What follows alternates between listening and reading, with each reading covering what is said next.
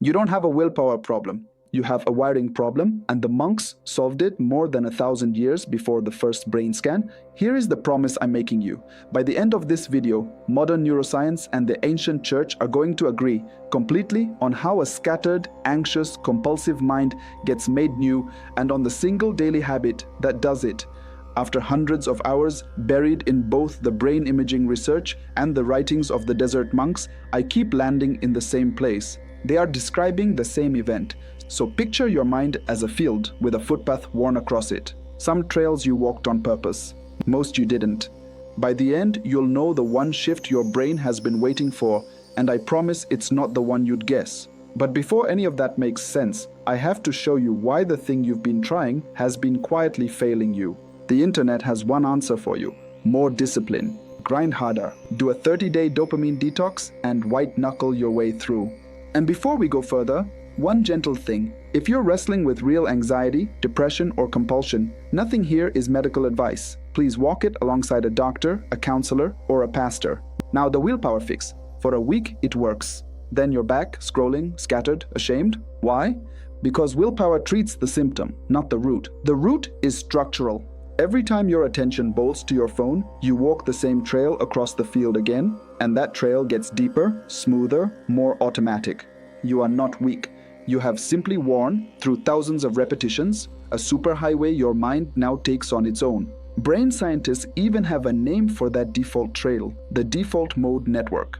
That's just the brain's autopilot, the channel it runs whenever you drift, the me, my problems, replay that conversation, check the phone loop. In anxious, distracted minds, it's overgrown and loud, and no amount of grinding clears it. You can't outmuscle a path. You can only wear a new one. And this is the part that should give you hope. You can. Here's the proof, and I want to be straight with you about it. These are studies of meditation, not Christian prayer. But what they capture is the underlying mechanism: a brain rewiring itself through repeated, focused attention. And that is the very engine prayer has been running for 16 centuries. In 2011, a study in the journal Psychiatry Research Neuroimaging took ordinary beginners, not monks, and put them through 8 weeks of a simple daily meditation practice. 8 weeks. That's the only number you need. When they scanned the brains afterward, the memory center had measurably grown. And in a companion study, the same Harvard team found something just as striking. The people whose stress fell the most showed measurable shrinkage in the brain's fear and stress alarm. The field grew a new trail in 2 months, and it begins even faster. In 2007, a study in the journal PNAS found that just 5 days of this kind of focused practice was linked to measurably better attention and calm than a matched group that only relaxed. 5 days to feel the first trail forming. If this is already making sense, take 1 second to subscribe and tell me in the comments where you are watching from. It is genuinely the only way this channel grows. So if the brain can clearly be rebuilt, why does knowing that change almost nothing on its own? Here's the turn. Neuroscience can photograph the broken trail and prove a new one is possible. But a brain scan has never once told a human being what to walk toward. The laboratory can measure a renewed mind. It cannot renew it. For the actual method, and for the something worth pointing your mind at, you have to leave the lab and walk out into the desert. And the desert, it turns out, is exactly where this was solved. In the letter to the Romans, chapter 12, Scripture gives the command this whole channel is built on: do not be conformed to this world, but be transformed by the renewing of your mind. Hold that word, transformed. In the original Greek, it's metamorpho, the root of metamorphosis, and it doesn't mean a surface costume change, it means a deep change of inner form. And it's written in the present continuous tense, not be transformed once, but be being transformed day after day. So here the pairing. Scripture says the mind is made new gradually by continual renewing. Neuroscience calls it neuroplasticity, your brain physically rewiring itself through repetition. Both describe the very same trail being slowly carved into living tissue. Walk it further with me. In the Psalms chapter 46, God says, "Be still and know that I am God." The Hebrew word for be still is rapha, and it doesn't mean freeze. It means sink down, loosen your grip, cease striving. Be still, says the Psalm. Neuroscience calls it quieting the default mode network, the brain's autopilot loop of self-talk. Both describe the same restless channel going silent. Then, in the first letter to the Thessalonians, chapter 5, pray without ceasing. The Greek word means without interruption, unceasingly, and the desert tradition understood that not as talking non-stop, but as constantly returning. And constantly returning to one anchor is, research suggests, exactly how a new path gets worn in.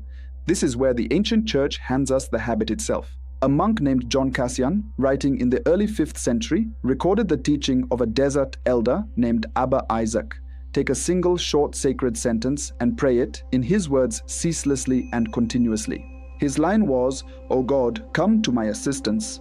One sentence, returned to again and again, the original anchor for a wandering mind, and still the opening words monks pray every day 16 centuries later. So if the habit is that simple, why do almost all of us still get it wrong? Here's how I distill it into 5 movements that make it work. 1. Withdraw. Before you can walk a new trail, you stand still at the edge of the field. This settles the fear and stress alarm, the part of the brain that fires when you're wound tight. Be still, said the psalm, cease striving, so you literally sit, close your eyes and drop the grip. But stillness alone just leaves you standing there. You need somewhere to step. 2. Anchor. This is the first footfall on the new trail. It hands your attention one fixed point to hold instead of the autopilot loop that drags you off. Pray without ceasing, said scripture, constantly return. So you fix your mind on one short phrase, "Oh God, come to my assistance." Pick one, don't change it. And the instant you do, something will rise to pull you away. 3. Watch. A 4th century monk named Evagrius of Pontus, out in the Egyptian desert, catalogued those intrusions and called them logismoi, the thoughts that ambush a quiet mind. Neuroscience calls noticing them metacognition, simply the part of you that can watch your own thinking without being dragged into it. The second letter to the Corinthians chapter 10 says, take every thought captive. Watch it, name it, refuse to chase it down the old trail. If a step like this is landing, subscribe so the next one finds you, because the next move is the one everyone gets backwards. 4. Return. Here it is, the shift I promised you. You think the wandering is the failure? It isn't. The returning is the rep. Every single time you notice you've drifted and walk your attention back to the anchor, that's one stroke wearing the new path. The drifting isn't the enemy of the practice, it's the raw material of it. So the moment you catch yourself gone, gently, no shame, you turn around. 5. Reorder. End by naming what you actually want most and aiming there. As a man named Augustine wrote 16 centuries ago, my weight is my love. Whatever you keep turning toward is what your mind gets rebuilt to want. And the order is load-bearing. Skip withdraw and you try to anchor on a screaming nervous system and quit by the 3rd day. Skip return and you mistake the wandering for failure and abandon the one move that works. So what does this actually look like across your week? Keep it almost embarrassingly small. For the next 30 days, sit once a day and run those 5 movements. Start at just 5 minutes, same chair, same time, because a stable cue is what helps a behavior turn automatic. Pair it with one rule. The first 30 minutes after you wake, no phone. You're starving the autopilot loop of its first hit of noise before the day even begins. Choose your one sacred sentence and keep it the whole 30 days. Changing it resets the trail. And once a week, take 5 quiet minutes to notice which intruding thought showed up most. Name it. That's your watch point for the week ahead. One honest word, so you don't quit at the dip. In 2010, a study in the European Journal of Social Psychology found that a new behavior takes, on average, 66 days to become automatic, not the 21 the internet keeps repeating. So 30 days isn't when it becomes effortless. 30 days is when the new trail becomes visible and noticeably easier to walk. That's the win you're playing for, and it's more than enough to prove to yourself the field can be regrown. Stay with it past the days you don't feel like it, because those are the days that carve the deepest. But why does any of this matter so much more than just a calmer mind? Think about what these 2 witnesses are really saying. Scripture calls it being transformed by the renewing of your mind. Neuroscience calls it your brain rewiring itself. They never met. They use different words. They are describing the same event. The psalm says, be still. The scan shows the restless loop go quiet. The same silence. The monk says return. The research says repetition. The same trail. None of it was borrowed. It was simply true twice, which means the most modern ache you carry, the scattered, hijacked, anxious mind, was already answered fully before the fall of Rome. So hear this: you are not broken and you are not stuck. That restless mind is not your final form. It's just the deepest trail, and trails can be left to grow over while you wear a better one.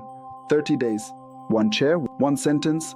If this gave you even one thing worth keeping, type the word rewired in the comments so I know it reached you, then share it with one person who needs it. There is more waiting on this channel. You were never made to be a spectator of your own mind. You were made to be transformed, and the renewing your scripture promises is the very rewiring your brain has been waiting for.